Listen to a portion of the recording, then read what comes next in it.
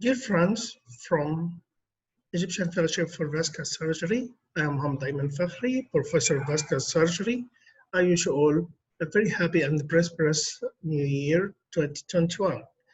On the behalf of the committee announced to formulate and broadcast the vascular surgery curriculum in a digital platform and upload it to LMS, I thank Professor Dr. Rashad Bishara and Professor Dr. Ahmed Abdel for dedicated work to develop this curriculum and bring it to life under the leadership of Professor Hussein Kamal, who gave us the chance to work together, Dr. Omar Farouk, Dr. Ahmed Abdel and me together with Dr. Hassan Khanzallah and Dr. Amr Shell.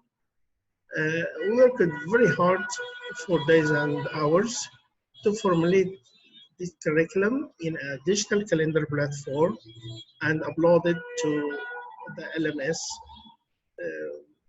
Through this curriculum, you will find lectures, videos, keynotes, quizzes, assignments, and more. And also it helps you to evaluate yourself and get a fair evaluation together to giving the chance for each one of you to give his feedback during the educational process.